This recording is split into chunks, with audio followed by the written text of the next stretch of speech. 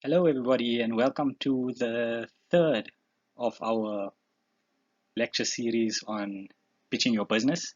My name is Afid Nagti, and I will be taking you through this last set of slides um, around some of the techniques and considerations you should have in mind when pitching your business either to investors, potential partners, financiers, etc. So, our previous set of slides spoke about some of the key characteristics that you should be thinking about when discussing what it is your business does and how they go about doing it. And we said that two of the most important things center on firstly the team that you use um, in your business and communicating that effectively to your potential shareholders or investors. Remember that the people that make up your organization are of critical importance. More often than not, investors invest in people rather than businesses. And so you want to make sure that when you're speaking to your investors or potential investors, they have a very, very good idea of who exactly they're dealing with on all levels. So number one, in terms of your skills and capabilities, making sure that there's a good set of skills uh, um, um, that spread across your team, and where there are critical or crucial skills that are missing, you have some sort of plan in place to make sure that those skills are brought in either through employees or through additional partners, so that you have a well-balanced set of management when running the organization. Also, in terms of ethics and in terms of culture, you want to make sure that the the investors gel with you and as an organization. So you want to give them a very good idea as to who you are as people, what's important to you as a business, and what sort of philosophy you have around why you do what you do. And that's where we then transition into things like your vision and mission. Very simply answering the question, why? Why do you do what you do? And if you have a good idea of why it is you run this business, which shouldn't be just to make money, which I'm sure you are aware of, but why you run this business, why you started this business, and what it is you hope to achieve with this business. And typically this is from a societal perspective. It could be from a monetary perspective to a certain extent. It could be from an environmental perspective. Well, whatever the motivations are for you to have started this business and run this business, you want to communicate that clearly, because you want to give your potential investors a sense of who you are as people and not just as businessmen and women. So moving on to the next step, when we talk about your pitch. At the end of the day, it does really come down to rands and cents. So you could have a fantastic organization in terms of people, you could have a fantastic product, but if all these elements don't come together in order to make money, it all pretty much falls flat. And so you want to be very articulate and clear in how your business makes its money. Okay, so in other words, what are you selling, and what are people paying for? Why do you charge what you charge, um, and why do people pay for it? Okay, and so typically you want to be talking about your products at a very granular, detailed level. So you're not, so you want to move on away from the top level thoughts of, for example, we sell baking products, or we sell cars, or we sell um, clothing. We want to move away from those high level discussions, and you want to move into very particular things. So you want to be talking about things like, we sell chocolate cupcake mix, we sell vanilla cupcake mix, we sell ready-made cupcakes, for example, or we sell second-hand Toyota vehicles. So you want to go into the specifics. You also want to speak about how your business adds value. So why do people pay you for it? So for example, if you're talking about your baking products, which we mentioned earlier, you want to say that it's because of our recipe, because of the quality, because of the convenience. These are elements that give us superiority or preference in the market, and that's why people pay for what we sell. It's also very important, or very useful rather, to unpack your business model. And so what you want to do is essentially speak about your inputs, your processes, your outputs, and importantly, your outcomes. Okay, and we can chat about that in a moment. So your inputs are basically what are the resources that you need in order to sell your product. Okay, so what does it take in order for you to be able to successfully sell your product? So if we go back to this example of for example, selling baking in your small home-owned business. Okay, so you're selling cupcakes and you're selling ready-made cakes. You want to speak about understanding what goes into eventually selling that cake. And so for starters, you're going to be speaking about things like ingredients. So where it is you get your ingredients from, what are the risks associated with not being able to source these ingredients, what sort of opportunities are in place for sourcing these ingredients cheaper, quicker, or of better quality. You then want to speak about things like the human resources that you need to eventually sell these cakes. So you need bakers, you need cleaners. If you're offering a delivery service, for example, you need a delivery driver. And so all these are the inputs that go into making your business what it is. You also want to speak about things like your packaging. If you're selling premium packaging, then you know, for instance, that forms part of the appeal. And collectively, these are the things that make up your product. Your processes are you know, a lot of the trade secrets would sit into your processes. So that would be like, for instance, you know, your recipes that you use, the techniques that you use to prepare your cakes, and you know, those are the things that give you a competitive advantage in the market. And then your outputs are for all intents and purposes your products. So your cakes are eventually what comes out from the process. And lastly, your outcomes relate to how your products affect the market.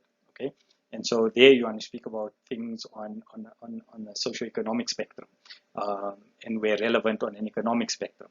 And so there you speak about things like my business, by selling these cakes, I'm allowing, I'm creating employment in the market, because by selling these cakes, the outcome of running this business from a socioeconomic perspective is not just monetary, which is of critical importance, no doubt. So I'm making money in my business, but I'm also providing employment for my 2 bakers and my 1 driver. I'm also providing a product in a market that was previously unserved. And so, for instance, you know, in my community, you know, it's very difficult to find ready-made cakes, and you know, typically people need to drive, you know, 30 minutes from the residential area into the town to get these cakes. And by offering these cakes within my residential area, what would have been a 30-minute drive becomes a 5-minute drive. And so it creates convenience, and it creates economic activity within the suburbs. And so those are examples of things that you want to talk about when talking about your business model and the outcomes that your business has for the socioeconomic spectrum within the context in which you operate. You also want to talk about the numbers from the perspective of giving very clear examples of how much of money you spend on your inputs, how much of money you spend during your processes, and how much of money you generate from your outputs. So you want to be very clear in communicating to your investors or potential investors that, for example, at a unit level, ingredients cost me 20 Rand per cake, labor costs me 15 Rand per cake, and other miscellaneous overheads cost me 10 Rand per cake. And so, you know, it typically costs me on that basis 45 Rand to make a cake, and I sell my cakes at 120 Rand, which means that I have a profit margin of roughly 75 Rand. And so those are the kind of figures that you want to put into your presentation. Remember that you want to avoid convoluted spreadsheets. So you don't want to be talking very deep in terms of numbers that become very confusing. So you want to have a few highlights. You want to speak about you know, what are the main percentages. So for example, how much of revenue are we generating per year? What is our gross profit percentage on that? What is our operating expenses per year? What is our net profit percentage? So those sort of top level figures you want to be speaking about in a lot more detail, and that allows you to give you an overview of the business that isn't too cognitively demanding for your investors while they are listening to what you have to say. All right. The next thing you want to be speaking about is marketing. So you want to be very um, clear on the marketing strategies that you use within your business. So in essence, marketing is explaining to your potential investors how you intend to reach new markets and eventually turn that into more money. Okay, and so it's important to speak about things like how are you currently getting your customers' attention. So what sort of platforms are you using for marketing? Are you navigating through the digital marketing space? Are you exclusively in the digital marketing space, or do you have a sort of omni-channel marketing presence where you're dealing with both offline and online environments? When you are dealing with the digital marketing space, it's always useful to mention key metrics such as what sort of budget you've allocated for your marketing online, and what does that budget translate to in terms of impressions, in terms of views, in terms of clicks, and so there's a number of different metrics that you can use. Your task is then to identify the most relevant, meaningful metrics for your business and communicate that to your potential investors. You also want to talk about how you demarcate your market and how you further intend to demarcate your market. So who exactly are you targeting? What sort of demographics are you targeting? And so there's essentially two theories that come out from marketing when it comes to the debate around targeted marketing versus broader marketing strategies, and there's no real consensus on which is better than or which one is better than the other. So the key here is to communicate why you've gone with the strategy you've employed, and of course that will be talking about things like who actually buys your products, and if those people typically frequent certain areas, do they typically frequent certain um, um, social media accounts, do they fall within a particular religious group or racial group or geographic group, and so breaking down all of these demographic factors in order to understand who buys your products better. This is useful information to communicate to your potential investors because it shows that you've got a grasp of, you've got an understanding and a grasp of who exactly buys your products and how you intend to target them even more intensely, to obviously um, improve your market share in those areas. You also want to speak about um, your market analysis, and show how it is that you will approach um, the market, so that you can differentiate yourself from competitors where necessary, or even sometimes replicate their tactics. And so segmenting your target market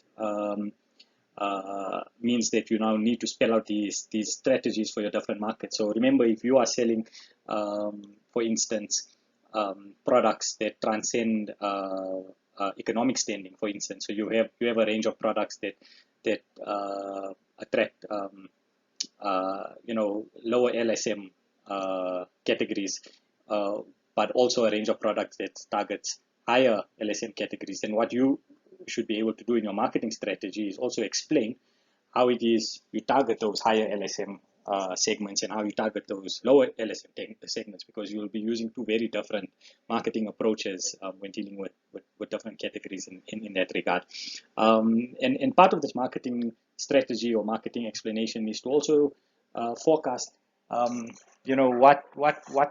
you intend, how much you intend to grow.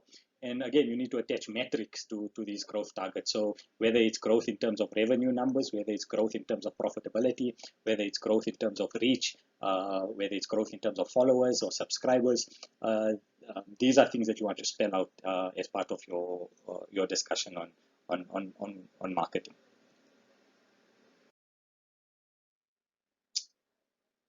Your financials are then very important to have in place as well.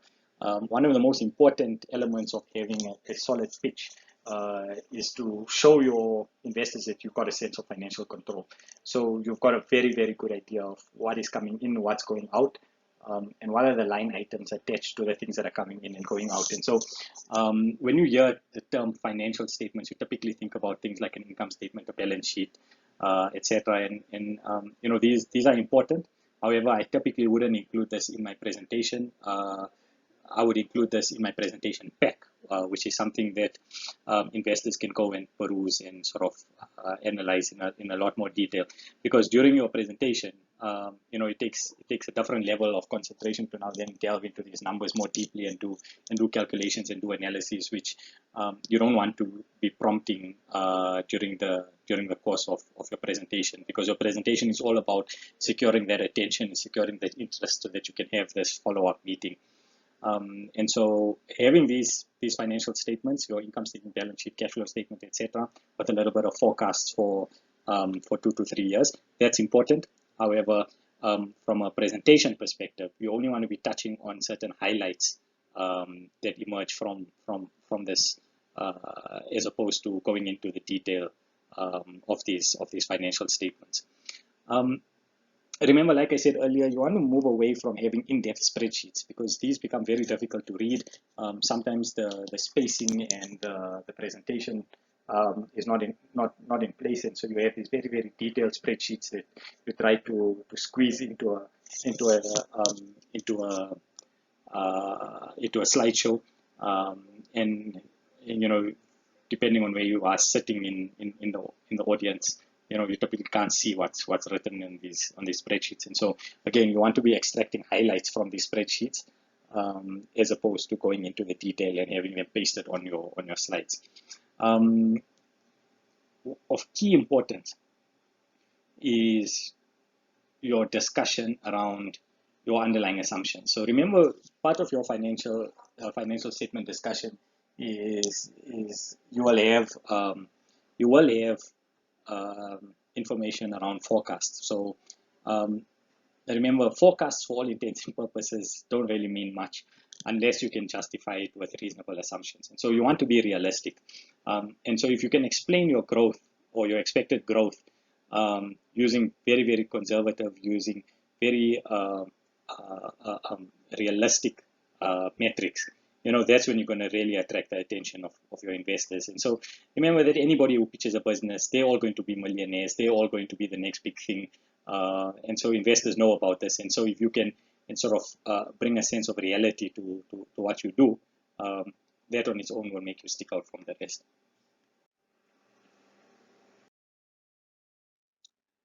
Another very, very important part of your discussion is centering around explaining how you intend to use the funds that's going to be provided to you. So you're going to, in essence, you're pitching for funding.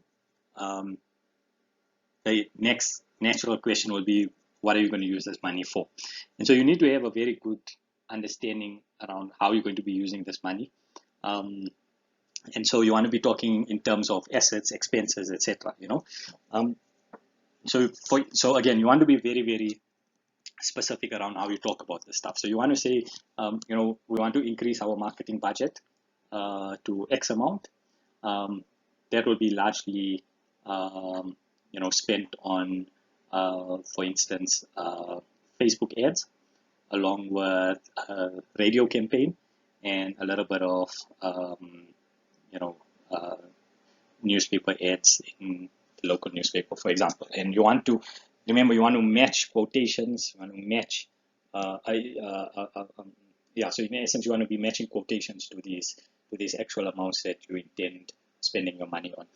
When it comes to things like assets, so for example, if you want to be spending money on equipment, whether it's say computers or specialized equipment, fixtures and fittings, etc. Anything you intend to spend your money on, you want to back it up with reasonable quotations, which give your investors a sense of reality when explaining to them how you're going to be using that money. You also want to be spending some time in chatting about the targets that you hope to achieve. So for instance, you want to be speaking about you want to allocate certain metrics, certain KPIs, and you want to explain to your investors how you will be measuring those those KPIs. And then you also want to be talking about your growth plans and some of the contingencies that you've devised, right? So a fairly well thought out risk assessment will go a long way when pitching to your potential investors, because remember that a lot of entrepreneurs have rose tinted sunglasses on, and everything's going to be great, and within a year or two they're going to be the next big thing, and they don't suitably apply their minds to the risks associated with their plans. And so when you can show your potential investors that not only have you thought about the risks, but you've also devised contingencies, you're immediately differentiating yourself from a large part of the market who you are competing with. And where necessary, be realistic again, and explain to your investors that you're probably going to be needing, where appropriate, different tranches of funding. So you will be needing funding at different intervals, and so it is not a once-off sort of thing. Where once we get this funding, it's going to solve all our problems, and we're going to grow into a unicorn. You want to be talking about how you'll be using these different, how you'll be needing money at different intervals, and how much you'll be needing at those intervals. And so, yeah, that brings us to the end of this lecture series. There are some links that I want you to take a look at, and they have some great examples of amazing pitches that were done, on the Dragon's Den show, which you've probably heard of. If you haven't heard of it, fantastic show to go and see what people are doing. Obviously, it sits within the realm of show business, so it's there are a lot of things that go on behind the scenes which don't make it onto the camera. But with that in mind, there's still a lot of value that you can extract from watching how these people go about their business, and what sort of questions the potential investors ask the candidates on the show. So it gives you a good sense of reality, bearing in mind that this is obviously polished up for TV. So it's not a complete picture, but that doesn't mean you can't extract a lot of important lessons and some good insights. And so, yes, that brings us to the end of this lecture series. It's been an absolute joy dealing with all of you, and I hope you learned a lot. And I look forward to seeing you again. Thank you very much.